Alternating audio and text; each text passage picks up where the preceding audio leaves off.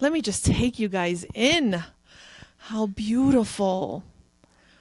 I'm honored. I'm so joyous. I'm so happy. So much joy. Unity of Grand Valley, you're doing it.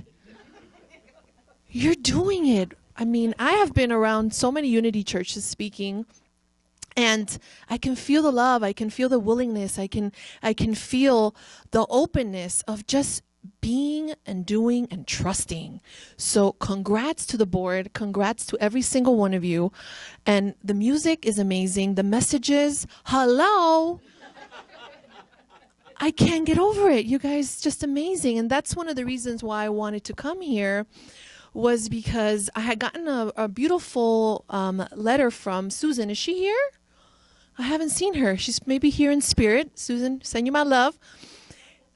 She sent me a beautiful letter a couple years ago to Unity of Burbank, which I speak regularly. And she said beautiful things that you guys here at the congregation were watching certain videos of my talks that are on YouTube.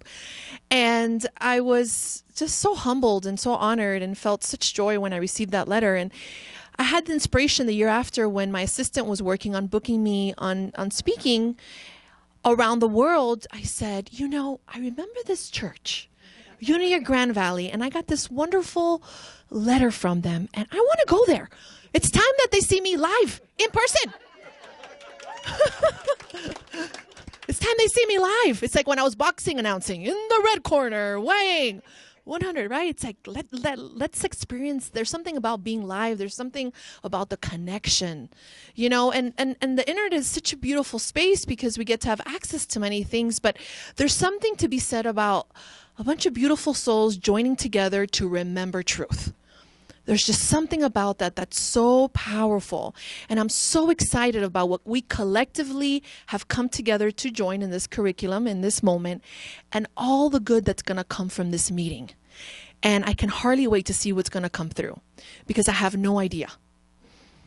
I have no idea. That's why I usually take a pause before I speak, because I have no idea what's coming.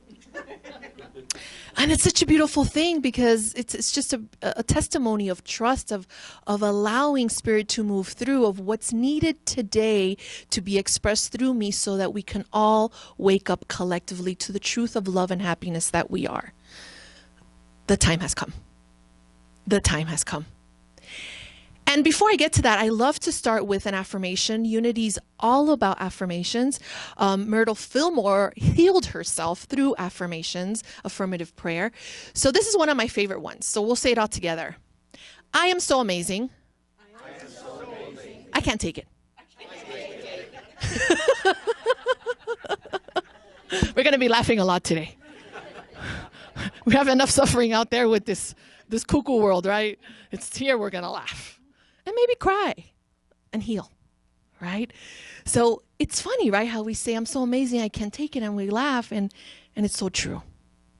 That statement is so true, and we laugh because we don't say it often enough.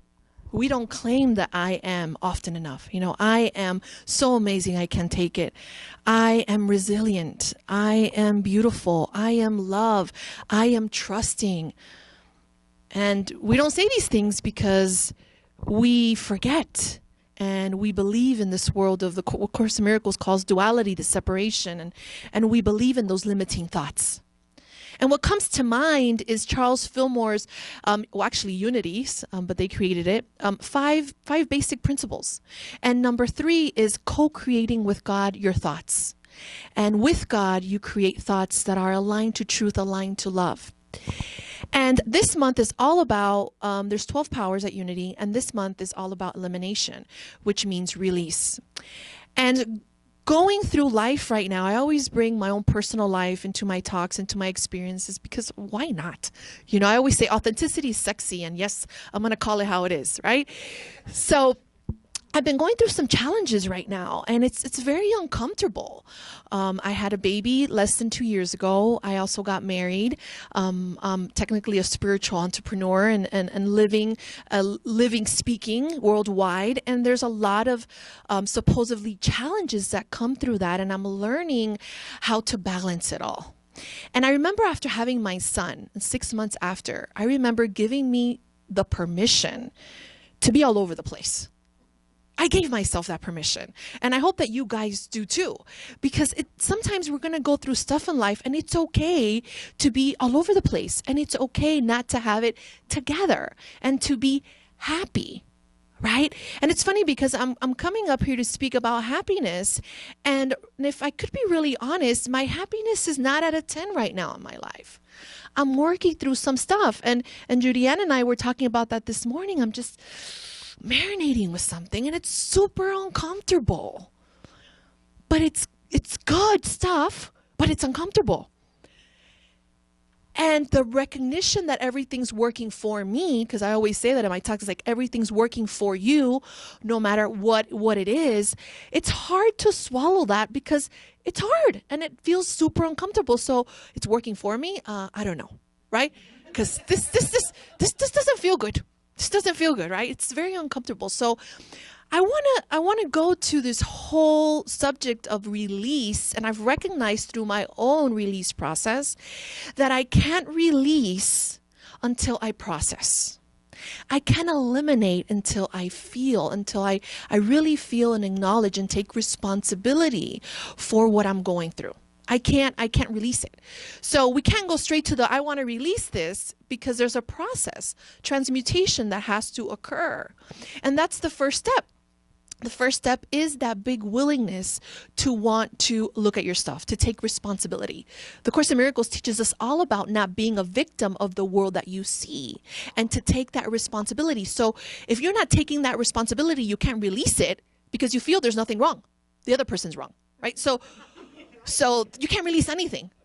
So there must be this first step that it's highly important. If you could just make a mental note of it in your head, of if you want to release and eliminate and let the new come in, that is your inheritance and is your truth, which is that happiness, is that there has to be a moment of really feeling. And I always say you got to feel it to heal it. You got to feel it to heal it. And I was telling Julianne this morning, I was like, it sucks. And I won't say the other word, but it's just part of the process of healing. It's just very, very uncomfortable. But it's good, because we get to work through it and start to connect more to that Christ self that exists within us, which is that true self with a capital S. It's that part of Jesus that he was so good at exploring. He was so good at living. And he also had his triumphs and tribulations, as you know, through the history of the Bible and what we've read about his story. But he always was very good at connecting to that Christ self. And anytime that I'm going through some struggle in my life, I see it like an opportunity to dive more into God, to dive more into that Christ part of me. If otherwise, I wouldn't have had that opportunity. So thank you. I welcome these challenges in such joy. In such joy. And I have two things to offer you and let you guys know, is like, this world is hard, and we are going to have problems and limitations and obstacles. But then there's this other part that we get to see it another way. You know, the Course in Miracles says a miracle is a change of perception from fear to love. So you have the opportunity to see it another way. And what my message is with Live Your Happy is to stop to let this veil of illusion of this world of problems, of what I call big deals, have such a grip on us, and be in the world and know that you're not of it. So it's like you're here and you're like, okay, this is interesting, but I know that this is not all there is, and I know that this projection that I'm experiencing right now is not my truth. It's not really who I am. And then life starts to get very fun. So what I do is I start to enjoy more of my problems, if I can say that. It's like I actually get excited about them. It's like, oh, it's coming. The avalanche is coming. But you know what? I'm going to do the happy dance while it's happening as best as I can, because the Course in Miracles says happiness is your inheritance and happiness is your function. Again, altogether, happiness is my inheritance and happiness is my function. Again, happiness is my inheritance and happiness is my function. And this is the truth. When I first, my book came out, Live Your Happy, I had a lot of podcasts and news media interviewing me. One of the things they would ask me is, can you be happy 24/7, 7 days a week? Is that what your book is about? Because my book is all about the happiness that doesn't come from this world. It's a happiness that is inherent in you, and you're actually at peace and enjoy regardless of what's going on in form. That's where my book is taking you. It's an internal happy, right? So when I was asked this question, I was very surprised when I said, yeah. And I couldn't believe that came out of my mouth and how I was going to get out of that one, right? You can be happy 24/7, 7 days a week. Is that possible? And I just went, yeah. I was like, no, wait, I didn't mean that, right? But it was so honest. And what I realized after some introspection and some going within of where that answer was coming from was going back to the affirmation. Because if happiness is my inheritance and happiness is my function and it's what I am and what is regardless of my circumstances, right? So what happens is just like love, just like peace, it never goes away unless you forget it, right? So it's always there. So I like to use the metaphor of the umbrella. Right? So I have this happiness umbrella and it's what's connected to my source.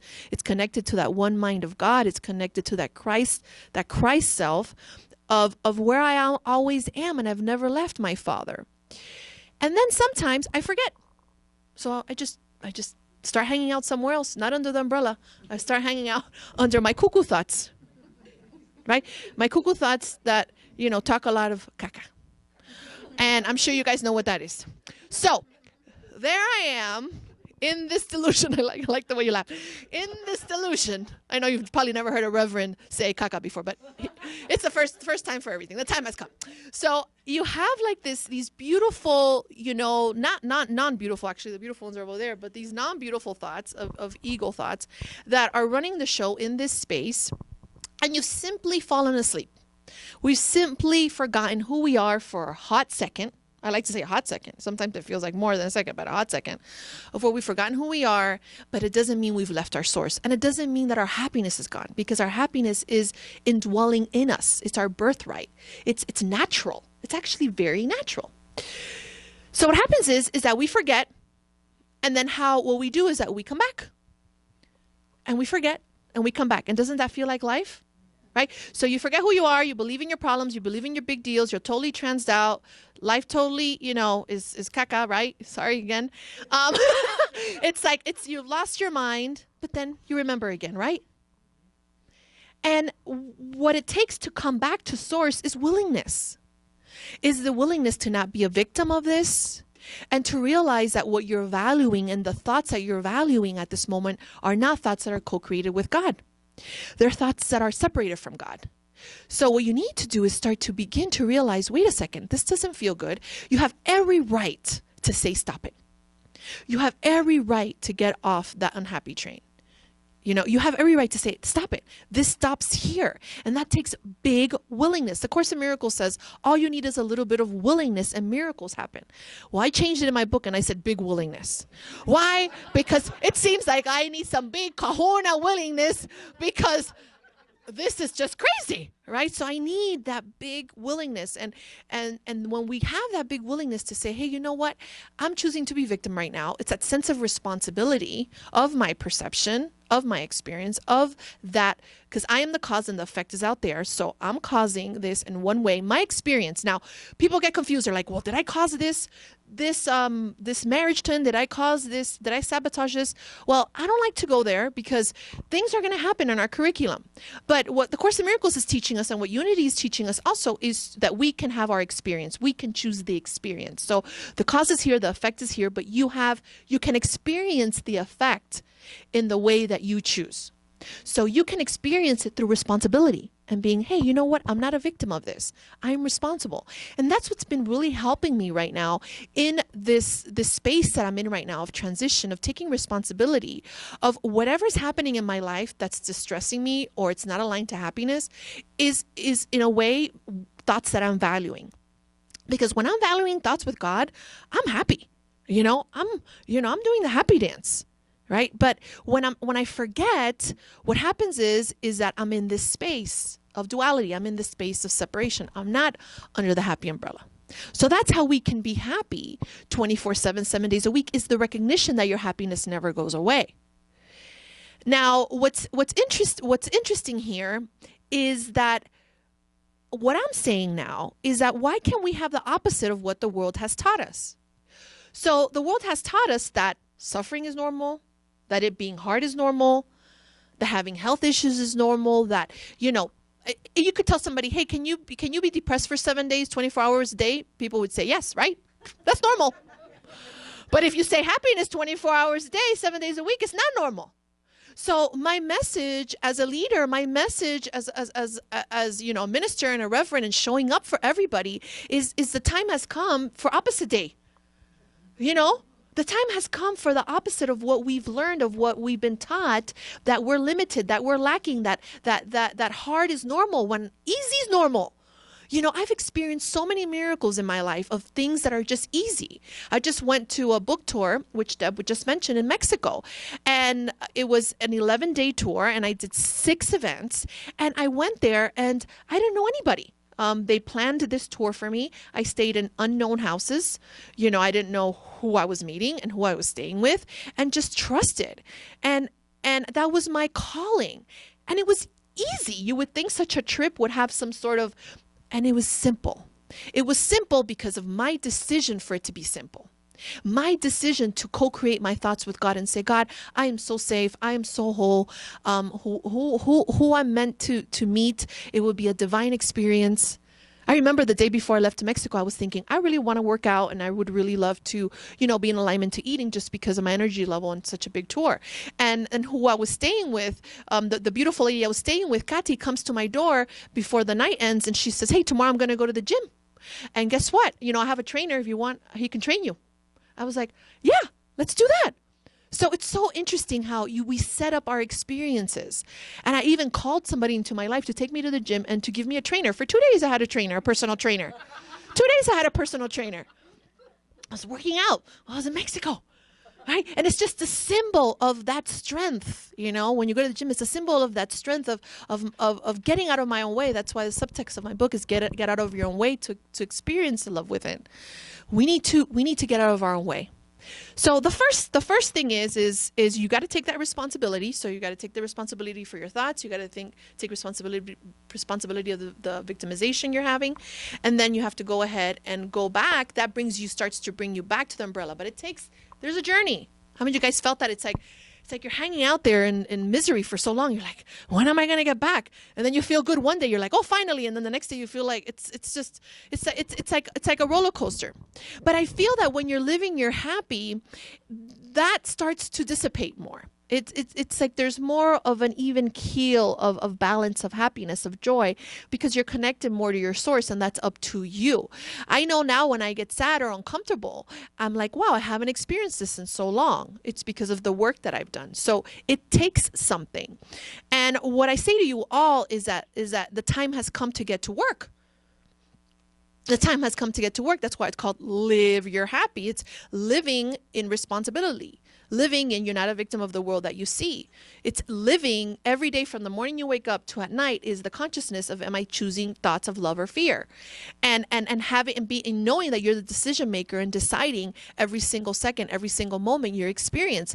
That's what living your happy is. It's not like, oh, I pretend to be happy or I'm joyous. No, it's fine. You can do that. But I'm talking about a whole nother deeper level here, because spirituality is not brushing things under the rug and pretending to be happy. That's not the happiness I'm talking. I'm talking about a genuine happiness that you experience when you are ready to. And it's a decision we must make every morning. And some days it's going to be awesome, and some days not so much. But it's okay. It's part of living in this world of duality. So the message here is to bring that living happiness into your experience, even if you don't want to. Even if you don't want to. The problem is that we want to change, and I've realized this, doing spiritual counseling and with myself. It's like we want to change, but not really. Right? You laugh, right? Because, right? I want to change, but not really. Right? So it's like, I want to experience love. I want to experience abundance. I want to have financial freedom. I want to live my purpose. I want to heal this addiction to cigarette, whatever it is. Right? So you say you want it, but not really.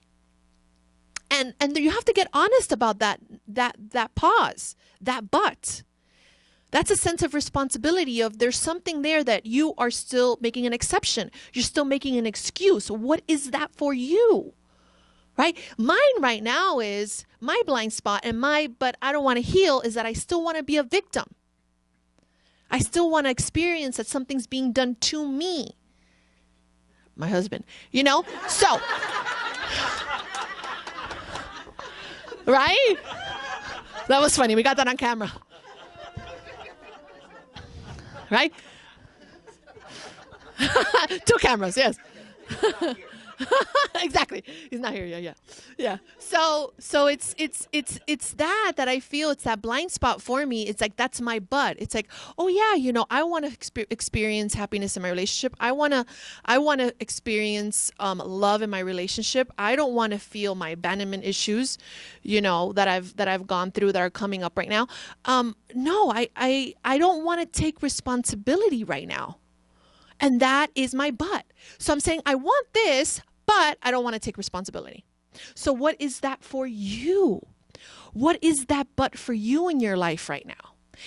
Because I've recognized, even when people come to me for spiritual counseling and I say, this is what I'm offering you to do this week. It would be a meditation or be some sort of healing structure for whatever you're going through. And when the person comes back the next day, the participant will say, or the next week, and I would ask them what they did, they'll be like, oh, I was too busy, or I didn't have the time, So it's like, and then I'm like, good luck with that. But it's part of that process. It's part of their process, and we all do it. There's some sort of unconscious barrier or resistance to change, and there is this comfortability with the victimization. Yeah, and I'm calling it out how it is because I've been feeling it. And it's just so beautiful to be able to stand here and be able to give this gift. I feel like I'm a little bit of an experiment, So it's like this gift that we've given to ourselves, but we have to recognize that it is a gift. It's like, okay, well, this is what it is. Like, this is my blind spot. There's still something I want to hang on to here. So what do? I allow myself to be. I got to feel it to heal it, and I'm not ready, and it's okay. I still want to experience this victimization, but I got to recognize that I don't want to get to work right now.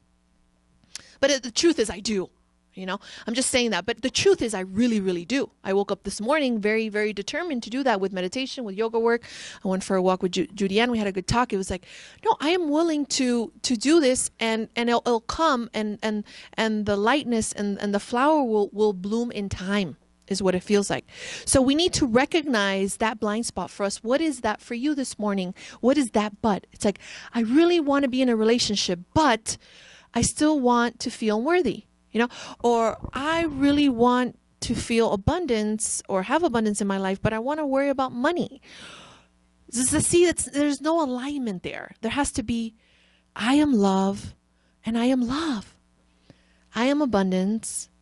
And true abundance actually is recognizing that you are as God created you. So I am abundance, and I recognize that I am as God created me. And when you are as God created you, you know that you're not lacking in any way. And when you start to live in the world as if you have everything and you lack nothing. But it takes something.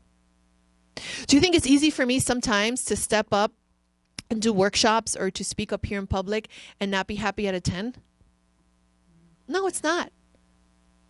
And I get tears just thinking about it. But at the same time, it's so beautiful that I can use this vessel as a tool to heal, and as a tool to let everyone and all our brothers and sisters know that there is another way. That there is another way. Is it fun sitting, sometimes with my husband and talking to him about my private thoughts or sharing from my heart and being vulnerable? No. Is it easy sometimes just stopping myself and tuning into Spirit and asking Spirit for guidance when I want to be on it? I don't want to get off it? No, but I do it anyways. So I invite you to see what that is for you, to see what that barrier is for you, and to do it anyways, like Nike, right? It's like it's like just do it. Just remember, just do it. Just do it. And you do it with Spirit. We go back to the unity principle. Number 3, it's like you co-create with Spirit. You just do it with Spirit. You just do it with God. You just do it with Christ. And I have a chapter in my book that's called You Are Not Alone, and we're not. And it's funny because when we're in the thick of it, just like I have been, it's like I forget I have an inner companion. I have an inner guide that knows everything. I have a sponsor.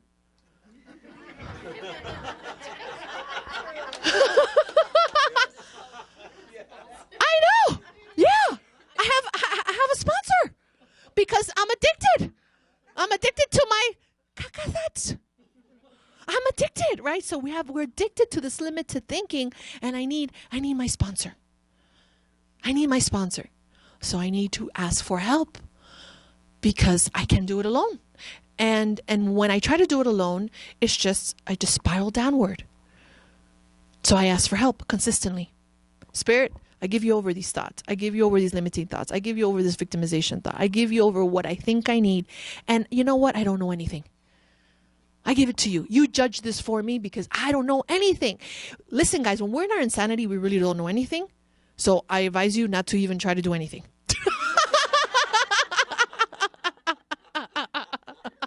Right? Because you really don't know anything.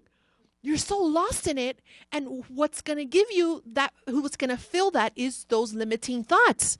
What's going to fill that space is going to be those thoughts of hell, those hellish thoughts. So you need to know, okay, that space is being filled and I don't know anything. Let me have Spirit judge this for me, fill this for me, right? Fill this bucket for me because I don't know any better.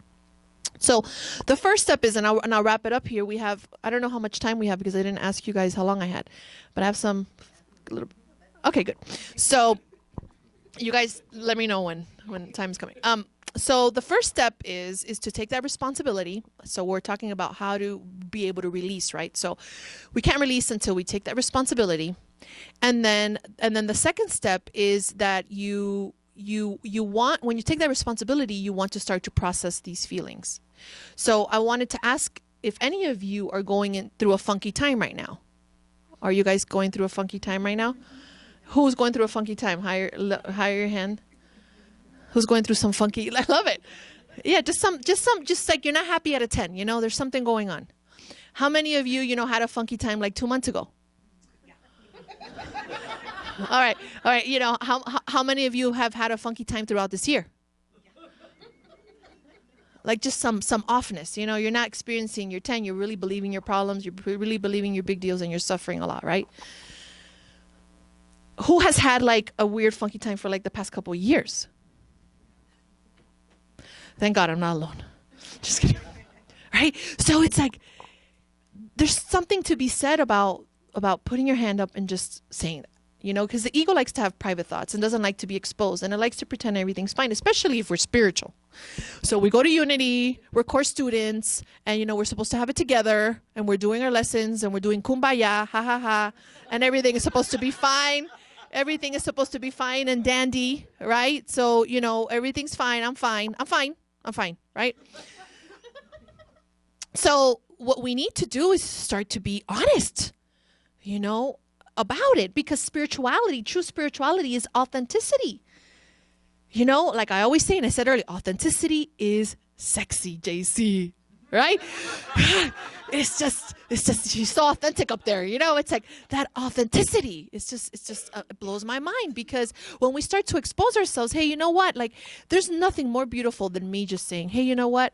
I'm a happiness teacher, but I don't feel happy, right? Out of 10. right? Because there we get to heal it together. We're in this together collectively, you know? And just because I'm not happy at a 10 and I am teaching happiness, it doesn't mean my happiness hasn't left me, because happiness is my inheritance. It is what I am within the second, as I'm speaking these words, no matter what challenges or tribulations I might be going through, or any of you might be going through, happiness is here.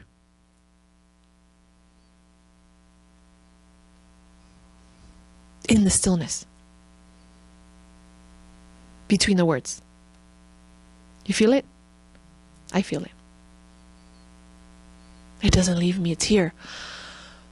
Ah, my safe place. My safe place. The place that I've never left. The mind of God.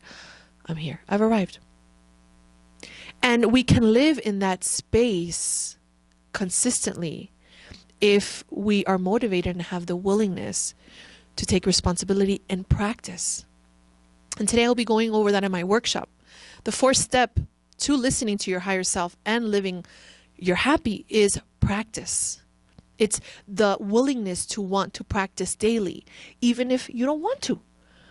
And I feel that that is one of the biggest keys here, because I went to Unity for a very, very long time, and I continue to go to Unity Church, but I've been going to Unity Church since 1995. I went to Unity Church of Miami. That's where I started. And I also studied a lot of books, Dr. Wayne Dyer or Norman Vincent Peale back in the day when I first started, Maria Shriver, and I was like a self-help junkie. And I'm sure many of you can relate to that, and doing workshops and doing all these things, because I was trying to search for myself. I was trying to understand, why am I not living this happiness that the Course in Miracles is talking about, or that these books are talking about? Like, what is the click here? And the revelation that I got was the missing piece of living it. That was it. It's like I'm reading all these books and I have all this information. It's intellectual. And yes, I know that I am love and I know that I am happiness, but it's here. It's not here. And what I'm sharing with you guys this morning is it's time to bring it from the intellect to the heart and to embody it fully. From the tip of your hair, tip of your hair if you have hair. If not, it's a tip of your head. And then all the way down to your toes. And you just embody it fully. And you start to walk your talk, and you start to live it without making any more compromises, without making more exceptions. And anytime you say but, you just put your finger in your mouth. Right? I want to change, but no, I want to change and cállate. We say in English, it's Spanish, right? It's like, stop it, right? Because it's that it's that compromise and that exception that is making us suffer. Does that make sense? So me not taking responsibility and still wanting to hang out in that response and not being responsible, or still wanting to be a victim, is my compromise right now. But what's good is, like, I'm seeing it right in the face right now. And I've been watching it for the past week. I'm like, boo. Right? It's like, I'm almost there. And I will be released at some point, and I'm so ready. So thank you guys for joining me on this happy train as we heal together, and it's a beautiful quote that somebody actually quoted from the church, whoever does the social media here. And it said, when I heal, you heal. And when you heal, I heal, because we're all in this together, collectively healing and undoing the egoic thought system of fear. So I'm happy that we were able to kind of dismantle this story together, this experience together, because I feel like we can all relate in some way or another to big challenges in life and hurdles that we need to cross. And if they're not here now, they'll be here next week, So it's so beautiful to be able to have these tools. So I'm going to kind of do like a little summary here. So the first thing is that sense of responsibility, right? That big willingness to want to heal, to want to change. And then the next step, which I didn't mention, is the trust in God, in co-creating with God thoughts of love. So it's that trust with spirit, that spirit's got your back, that you're not doing this alone. The process of dismantling and healing can't be done alone. You need a higher self. You need your true self. And sometimes you need to talk to somebody outside. That helps too. We need that support and help. So, and then the third step is what we could do is that finally we can release. right? So that's when the elimination process starts happening. So you take responsibility. The second step, you trust in your higher self, spirit.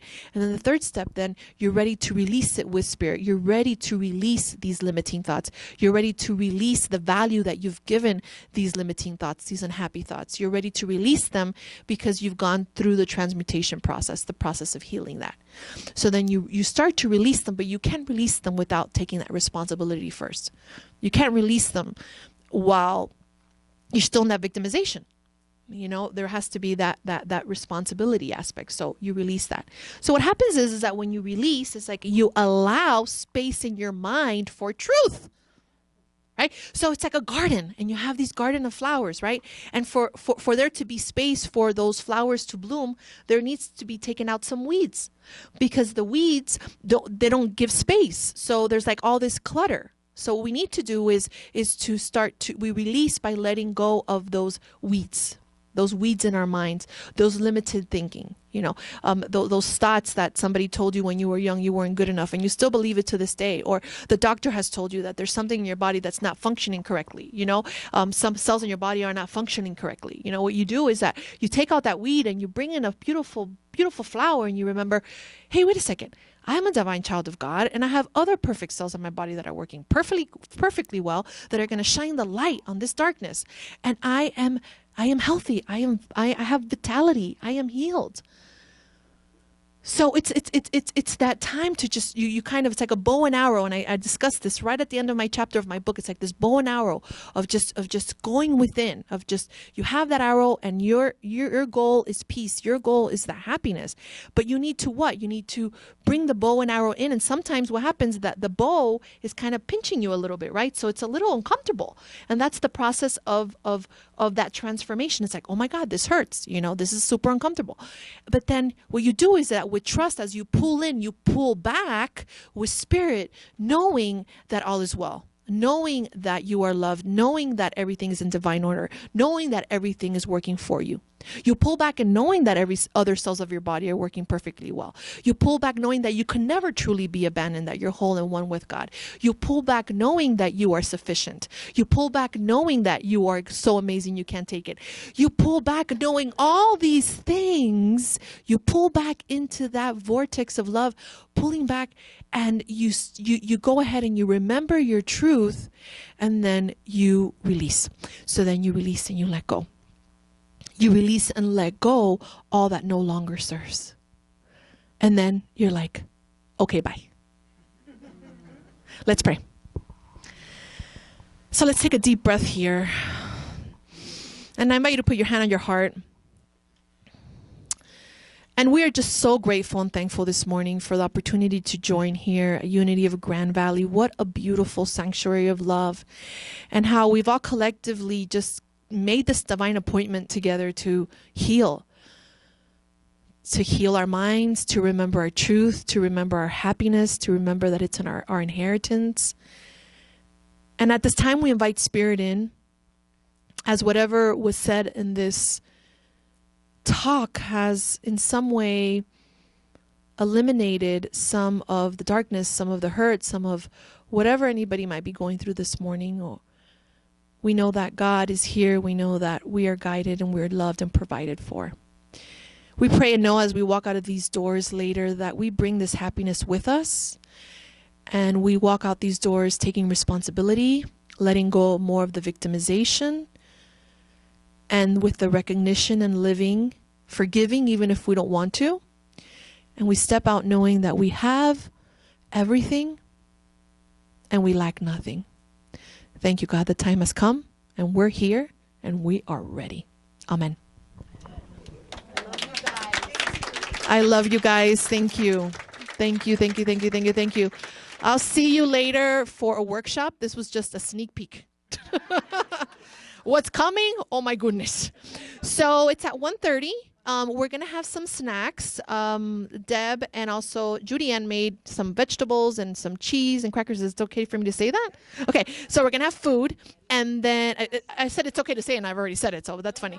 I'm going to sign some books after the service if you guys would like to get a book signed. They're $15 if you have correct change. That would be awesome. I also have my CD there. of my 3 most powerful talks that I've given at a few Unity churches. So if you get the book and the CD, it's 20. And if you have Correct Change, that would be awesome. Another thing is I just want to, before I sit down, is just congratulate you guys, the board, and for your commitment of this church. And I just bless this church, and I see it expanding. And I also feel such a deep call to just accept what is. Right? It's exactly perfect. There's always this vision that the ego's like, let's make it bigger, or we need to have a minister, or we need to have music, and all these thoughts, right? You laugh because that's what happens, right? But it's like, you know what? It's just being, and I love what Deb said yesterday when we were having dinner. It's like, it's just like, it's beautiful. Like, the video thing was so nice, you know, and the ego says it has to look a certain way. And I just feel that the alignment is just perfect, and it's exactly perfect for the healing of this congregation, the way it looks exactly, with the openness of it growing. So I bless this church, and I bless this community, and I'm so honored to be able to be part of it. The time has come. The happy train, all together. Choo choo! Thank you, everybody.